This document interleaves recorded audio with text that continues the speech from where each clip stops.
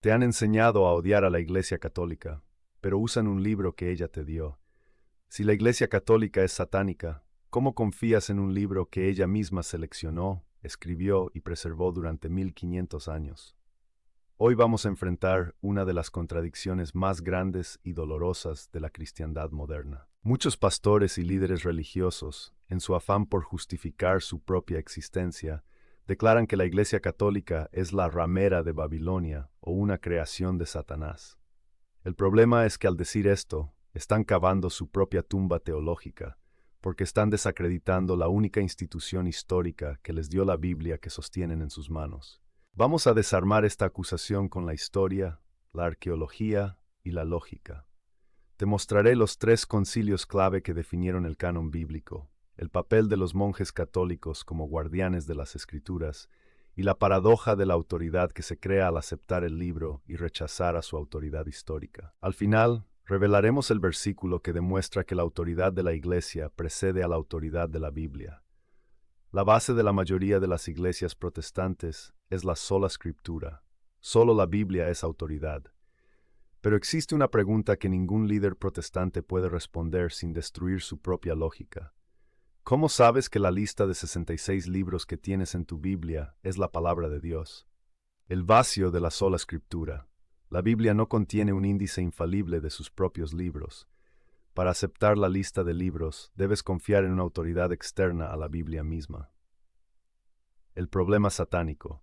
Si la Iglesia Católica es la ramera o una organización corrupta y satánica, ¿cómo pudo el Espíritu Santo guiar a esa misma institución corrupta a seleccionar el conjunto perfecto de libros sagrados? Si el árbol era malo, ¿cómo pudo dar el fruto perfecto, la Biblia? La lógica nos obliga a elegir. O la Iglesia no es satánica, o la Biblia es un libro satánico porque proviene de una fuente satánica. No puedes tener una Biblia perfecta de una iglesia perfecta y al mismo tiempo decir que esa iglesia es corrupta. La Biblia no cayó del cielo en el siglo XVI con una tabla de contenidos. Fue un proceso de siglos realizado por la Iglesia Católica primitiva. Pilar 1. La creación del canon, siglos 4 y 5. Antes del año 397 después de Cristo, diferentes iglesias locales usaban diferentes libros. La Iglesia, guiada por el Espíritu Santo, necesitó cerrar el canon de forma definitiva. El Concilio de Roma, 382 después de Cristo, bajo el Papa San Dámaso I, emitió la primera lista oficial y completa de los 73 libros. El Concilio de Hipona, 393 después de Cristo, y el Concilio de Cartago, 397 después de Cristo, presidido por San Agustín, ratificaron y confirmaron la lista de 73 libros. Esta lista de 73 libros fue el canon bíblico de toda la cristiandad durante los siguientes 1100 años. El canon bíblico del Nuevo Testamento, los 27 libros que todas las denominaciones aceptan, fue definido, sellado y declarado infalible por la autoridad de la Iglesia Católica en los concilios del siglo IV. Si rechazas la autoridad de esos concilios, no tienes base lógica para aceptar sus conclusiones. La lista de libros. Pilar 2. La preservación y copia, los guardianes. Después de que el canon fue establecido, la Biblia necesitaba ser copiada. El Papa Dámaso le encargó a San Jerónimo, un sacerdote católico, la traducción de las Escrituras al latín común, la Vulgata, siglo IV. El texto que usó Lutero para su traducción alemana era la Vulgata, el trabajo de un sacerdote católico. Durante la Edad Media, la única razón por la que tenemos copias de la Biblia es gracias al trabajo de los monjes católicos en los monasterios. Estos monjes pasaban sus vidas en el scriptorium, copiando las escrituras a mano. Si esta iglesia era satánica, ¿por qué Satanás la usaría para preservar la palabra de Dios? Pilar 3. La traducción de Lutero, el rechazo arbitrario. La Biblia protestante tiene 66 libros, mientras que la Biblia católica tiene 73. Martín Lutero en el siglo XVI eliminó 7 libros, los deuterocanónicos, no porque fueran históricamente inexactos, sino porque contenían doctrinas que contradecían su nueva teología. Ejemplo, la oración por los muertos en 2 Macabeos 2:46. La paradoja de la sola escritura. Lutero afirmó que solo la Biblia es autoridad, pero se nombró a sí mismo como la autoridad para decidir qué partes de la Biblia eran verdaderas. Él eliminó los 7 libros que la Iglesia había usado por 1100 años, basándose en su propia opinión. Si tu pastor acepta la Biblia de 66 libros, está aceptando la tradición de Lutero, no la palabra de Dios sin mancha. El desafío más grande para cualquier cristiano no católico que acusa a la Iglesia de ser malvada es responder a esta pregunta.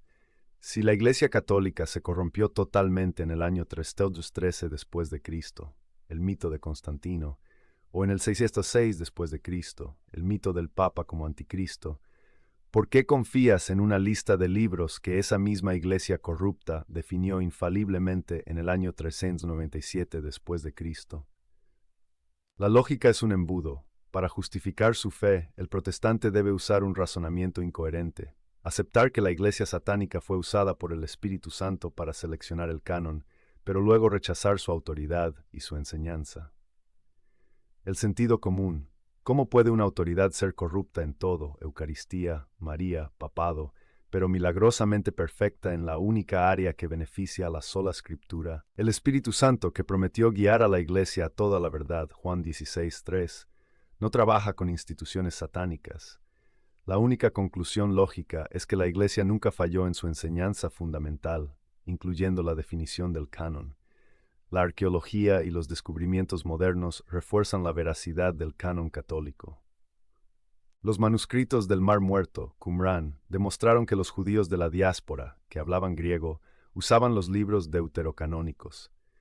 El cristianismo primitivo, que era global, usó la Septuaginta, la Biblia griega, que contenía los 73 libros. Además, los padres apostólicos, los más cercanos a los apóstoles, citaban a menudo los libros deuterocanónicos, y la creencia en la oración por los muertos, 2 Macabeos 2:46, era práctica común en la iglesia primitiva, como lo atestiguan las inscripciones en las catacumbas de Roma. El verdadero poder de este argumento es que invierte la relación de autoridad. El mito, la Biblia es la autoridad suprema y la iglesia debe someterse a ella. La realidad histórica, la iglesia es la autoridad suprema y ella definió la Biblia. La iglesia, el maestro, precede al libro, la herramienta de enseñanza.